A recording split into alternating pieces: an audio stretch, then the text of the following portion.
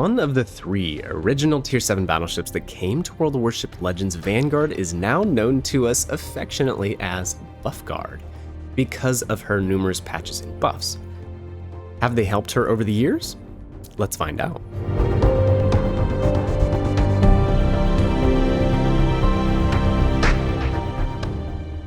Of those 3 original BBs, Amagi, Iowa, Vanguard, I would say this ship is the hardest one to play, and also the least popular, which means this video isn't going to perform very well. It's definitely one for the people who have been asking, not much for the channel, so if you would do me a solid, hit the like button, leave me a comment, that would help a lot. But this is a tough ship to play, and I definitely want this info out there for anyone that it would help.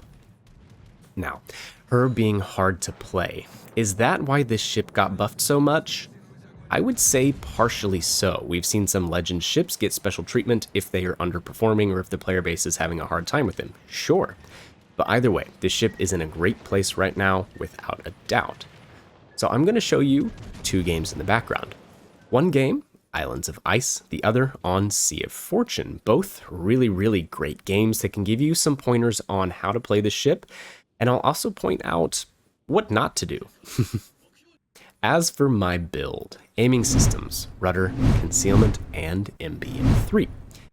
In these particular games, pretty sure it was Azur Lane Nelson with Cunningham and Kondo, but you could use Cunningham for your main commander and have great results.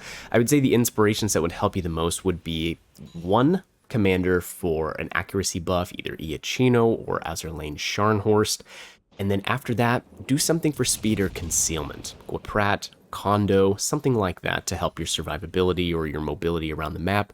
Or D-Revel, that could kick your reload up a bit, but it already has a pretty fast reload, 22 seconds on my build. So there are really lots of options, but I like having something for accuracy and either Kondo or Guaprat, something for mobility or stealth. Kondo. I love using him on Vanguard. This ship plays kind of like a big fat cruiser. Medium ranges in a flowing gameplay style. You use your speed, you use your rudder and concealment to move around the map, shoot when it's safe to do so, run away when it's not. It is not a ship where you park and fire from a single position. It's not an Iowa, it's not a JB. This ship actually takes skill. Yeah, shots fired. It's not a brawling ship. You don't rush in and do well in a brawl. You keep moving, and if you want to succeed in this thing, yeah, you use that rudder and you use your speed. Now, the concealment from Kondo brings our detectability on our build down to 12.5 kilometers by sea. I don't have to tell you why that's saucy. In most of my engagements, if there is not a DD or a CV screen spotting, you can often disappear anytime you want. Just quit firing your guns. Concealed BB play is almost the meta now, if you ask me. I still think full accuracy BBs probably take the cake, but if you can take advantage of stealthy battleships, they're really quite good, and if you do it correctly, you can survive matches a lot more. Speaking of these matches, let's see how they are going. Islands of Ice was an interesting start to a game. We had 2 DDs over here, and that is no fun. We did have a destroyer helping us at first. He got taken out of the match, but our CV had been phenomenal in this game in getting some good spotting for us. The Lightning earlier in the match, we smacked him. Loyang, you just saw that from, I don't know, 12, 13 kilometers. We hit him for about 8K. So both of these DDs over here are on life support. And that's good. In theory, shouldn't have been a fun match at all, especially considering there's a Yamato over here. But this turned out to be the best Vanguard base XP game I have ever gotten. Personal best for me. Over on Sea of Fortune, both ships that spawned with me promptly sailed away from the flank towards the center of the map.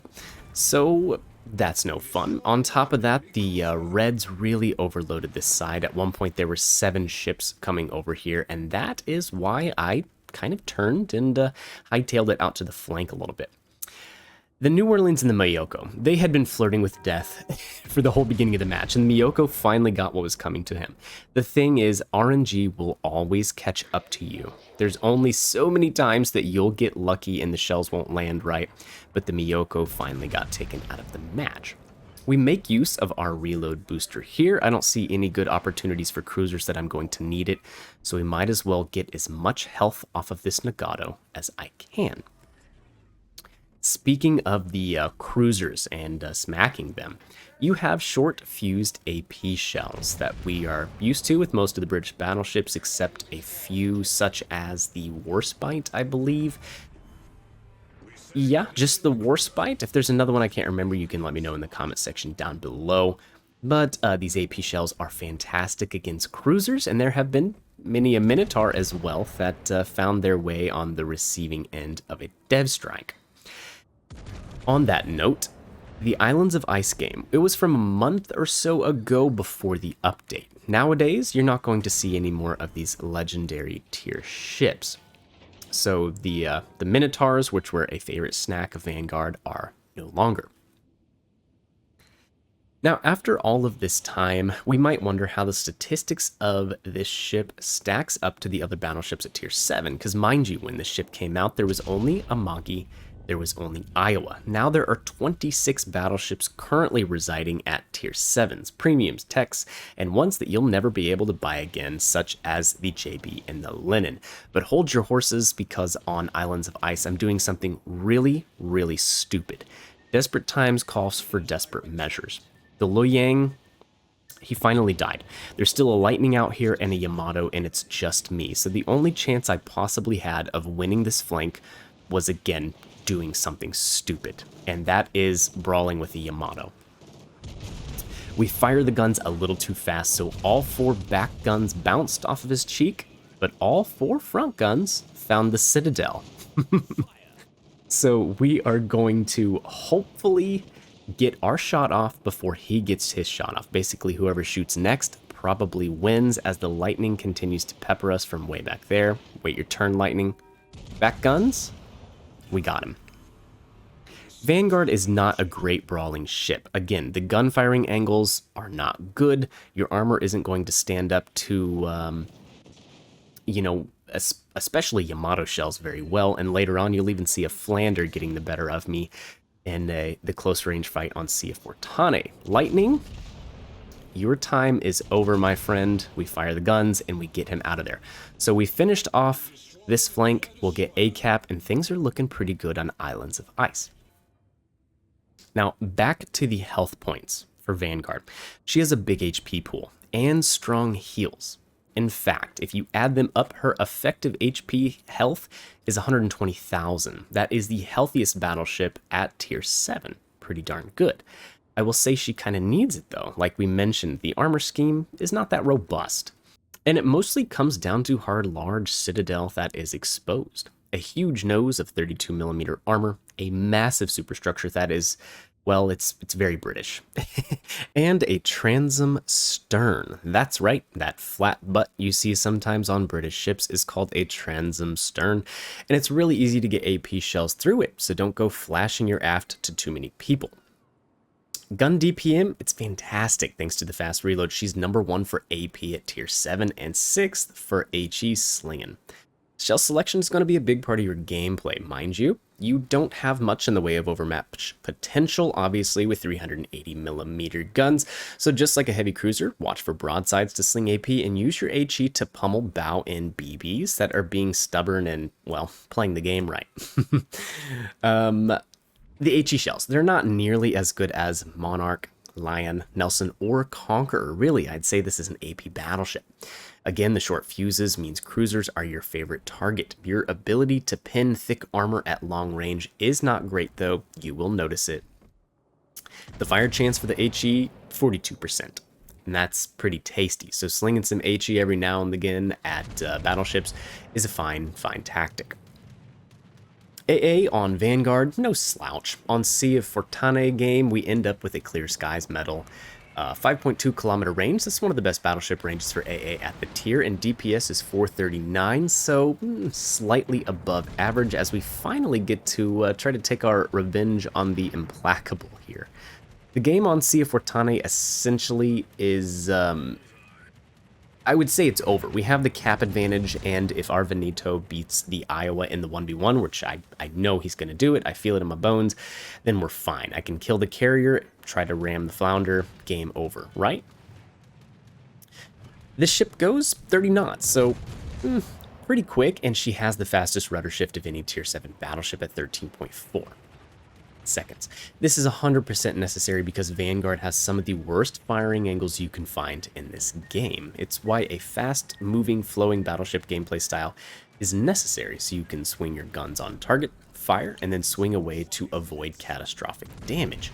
You'll have to show nearly your whole broadside to get a full salvo off, so beware. Concealment, just average, but with the module and Kondo, it's at really cruiser levels with 12.5 kilometers. Very, very good.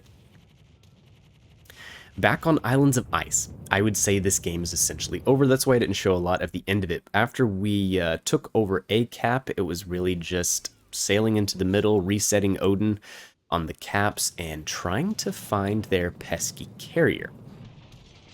Speaking of the carrier, on Sea of Fortune, he's dead now. It's just up to us and the Flander, and our Veneto is closing with the Iowa over there, and he finally gets him, takes him out of the match. So if we got a ram here, that would be great. We're probably not going to make it to him. Even though the Flander is only shooting 380mm guns, I think the ultra high velocity is helping him still get significant damage even at this angle. So that's unfortunate. I'm not going to be able to get close enough to kill him, and my superstructure really isn't that saturated, so he could just kill me there. Implacable sets 2 fires. Good for you, buddy. And that is going to be the end of my game here with Vanguard. And then Islands of Ice will keep sailing out to try to find the carrier. Now, if you can learn to play Vanguard as this sort of massive cruiser, then I think you can find a lot of success with this ship and have a really, really fun time. Mind you, certain maps are better for it than others. Islands of Ice, Sea of Fortune, they're pretty fun. You have big open areas to move this big thing around. But if you spawn on, say, Estuary for instance, it's so small and cramped and filled up with islands, you won't really be able to use your speed as well and maneuver. And you might find yourself having to park and fire from a single position. And that is not what Vanguard is good at, and it's no fun, really. It's no fun. At the end of the day, I think Vanguard is good enough with her buffs, and she is solid right now. A lot of fun, really.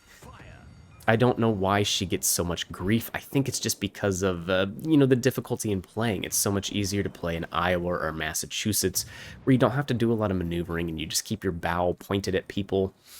But if you want to, you know, use a little bit of skill, figure out how to play this thing, you'll have a lot of fun with her.